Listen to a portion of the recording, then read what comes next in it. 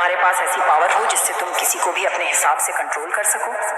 Boss को convince करना, दोस्त से अपनी बात मनवाना या यहाँ तक कि किसी अनजान इंसान को अपने इशारों पर नचाना, ये कोई जादू नहीं, ये साइकोलॉजी का सबसे डार्क कोना है जिसे पावरफुल लोग इस्तेमाल करते हैं। और आज तुम इसे सीखने वाले हो, लेकिन ध्यान से सुनो, ये सिर्फ एजुकेशन पर्पस के लिए है। गलत इस्तेमाल मत करना, क्योंकि ट्रिक एक इतनी पावरफुल है कि इसे जानने के बाद तुम्हारी सोच बदल जाएगी। हो सकता है आप इसके लिए तैयार नहीं हो, लेकिन फिर भी देखें। अब गेम शुरू करते हैं। Trick 5, the illusion of choice. क्या तुमने कभी सोचा है कि लोग तुम्हारी मर्जी से डिसीजन क्यों नहीं लेते? क्योंकि उन्हें लगता है कि वो खुद कंट्रोल में है, लेकिन असली एक्सपर्ट उन्हें ऐसी चॉइस देते हैं जिससे वो तुम्हारे हिसाब से ही सोचें। कैसे? मान लो तुम अपने दोस्त से चाहते हो कि वो तुम्हारे साथ बाहर चले। अगर तुम सीधे बोलोगे चल बाहर चलते हैं, तो शायद वो मना कर देगा। लेकिन अगर तुम उसे ऑप्शन दो, भाई बाहर जाना है, पिज्जा हट चले या डोमिनोज, अब खेल बदल गया। अब उसे लग रहा है कि वो खुद डिसाइड कर रहा है, लेकिन सच में तुमने ही उसकी चॉइस लिमिट कर दी और वो किसी भी हाल में हाँ बोल देगा। यही टेक्निक बड़े ब्रांड्स, बिजनेस और पॉलिटिशियन इस्तेमाल करते हैं। लोगों को चॉइस का इल्यूजन दो, लेकिन असली कंट्रोल तुम्हारे हाथ में रखो। लेकिन रुको, अगले ट्रिक से तुम किसी से भी हाँ कहलवा सकते हो। Trick 4, the slider technique. अगर तुम्हें किसी से बड़ा फेवर चाहिए तो सीधा मांगने पर मना कर देगा, लेकिन अगर तुम छोटे छोटे हाँ बुलवाते जाओ तो उसका दिमाग धीरे धीरे तुम्हारी रिक्वेस्ट को एक्सेप्ट करने लगेगा। कैसे? सोचो, तुम अपनी कंपनी में प्रमोशन चाहते हो। अगर तुम सीधे जाकर बॉस से कहो सर मुझे प्रमोशन चाहिए, तो बॉस का जवाब होगा अभी नहीं, अगले साल देखते हैं। लेकिन अगर तुम इसे यस लैडर से अप्रोच करो, पहले छोटा फेवर मांगो, सर क्या मुझे इस नए क्लाइंट मीटिंग का हिस्सा बनाया जा सकता है? मैं थोड़ा एक्सपीरियंस लेना चाहता हूँ। अब थोड़ा बड़ा स्टेप, सर क्या मैं इस प्रोजेक्ट के कुछ एक्स्ट्रा रिस्पॉन्सिबिलिटीज ले सकता हूँ? अब बॉस को हाँ कहने की आदत पड़ चुकी है। सर क्या मैं लीडरशिप वर्कशॉप में जा सकता हूँ? इससे मेरी स्किल्स और बेहतर होंगी। अब आखिरी स्टेप, सर मैंने इस साल एक्स्ट्रा जिम्मेदारियां उठाई हैं, क्लाइंट्स भी खुश हैं, क्या अब मेरी प्रमोशन अप्लाई करने की संभावना बन सकती है? अब क्या होगा? बॉस पहले ही 3 से 4 बार हाँ बोल चुका है, तो अब तुम्हारी प्रमोशन की रिक्वेस्ट पर नहीं कहना मुश्किल हो जाएगा। उसे भी महसूस होगा कि तुमने धीरे धीरे अपनी वैल्यू दिखा दी है और प्रमोशन के लायक बन चुके हो। यही ट्रिक सेल्समैन, पॉलिटिशियन और लीडर्स यूज करते हैं। लोगों को छोटे छोटे हाँ बुलवाने की आदत डालो, फिर बड़ा फेवर मांगो।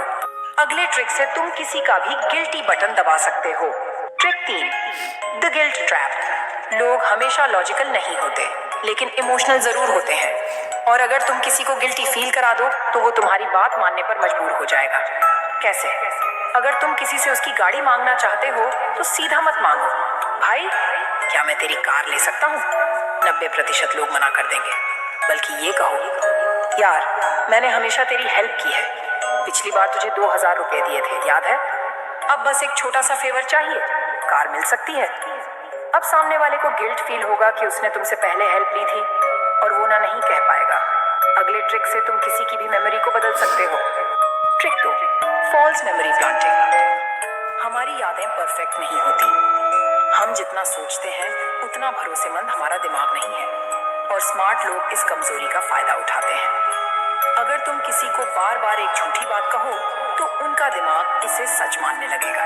मान लो कोई पॉलिटिशियन चुनाव जीतना चाहता है, लेकिन उसकी इमेज लोगों के बीच उतनी मजबूत नहीं है।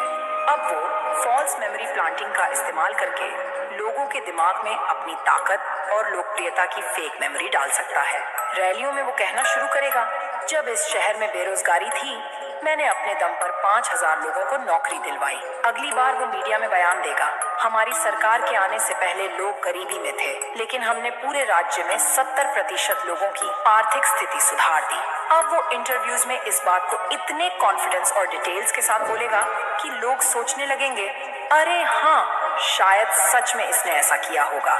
रिजल्ट, लोगों का दिमाग इस झूठ को सच मानने लगेगा और वो बिना ज्यादा फैक्ट चेक किए इस पॉलिटिशियन को वोट देने के लिए राजी हो सकते हैं। और इस तरह फॉल्स मेमोरी प्लांटिंग ट्रिक काम करती है। अब ट्रिक 1 के लिए रेडी हो जाओ। Trick number 1, D power of silence. जितना कम बोलोगे उतना ज्यादा कंट्रोल में रहोगे। ब्रेन साइकोलॉजी क्यों कहती है कि खामोशी में ताकत है? लोग सोचते हैं कि बातचीत में बोलने वाला पावरफुल होता है, लेकिन असली ताकत उसी के पास होती है जो सुनना जानता है और चुप रहने की आर्ट में मास्टर है। जब हम चुप रहते हैं तो सामने वाले को डर, डिस्कम्फर्ट और इनसिक्योरिटी महसूस होने लगती है। इंसान की नेचुरल आदत होती है कि वो ऑकवर्ड साइलेंस को भरने के लिए बोलता है। कैसे अप्लाई करें? मान लो तुम्हें अपने किसी दोस्त पर चोरी का शक है और तुम्हें उससे सच निकलवाना है, तो ये कभी मत कहना, भाई तूने चोरी की। सीधा सवाल बचाव करेगा। बल्कि ये कहो, भाई मुझे सब पता है।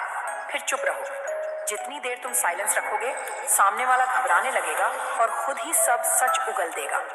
और जब किसी को डिस्काउंट पर राजी कराना हो, तो मत कहो कि क्या 30% डिस्काउंट मिलेगा। सामने वाला साफ मना कर सकता है। बल्कि ये कहो 30% डिस्काउंट तो मिल ही जाएगा, है ना? फिर चुप रहो। सेल्स में ये ट्रिक बहुत पावरफुल होती है। जैसे ही तुम चुप रहोगे, सामने वाला खुद ही डील क्लोज करने के लिए हाँ बोल देगा।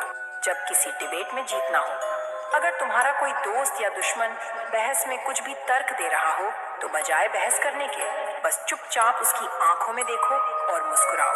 सामने वाला खुद ही सेल्फ डाउट में अपने पॉइंट को कमजोर कर देगा। जब किसी को अपनी इंपॉर्टेंस दिखानी हो, कम बोलो, सोच समझ कर बोलो। अब ध्यान से सुनो। शायद हमसे फिर मुलाकात ना हो। ज्वाइन करो कोर माइंड और सीखो लोगों को कंट्रोल करना।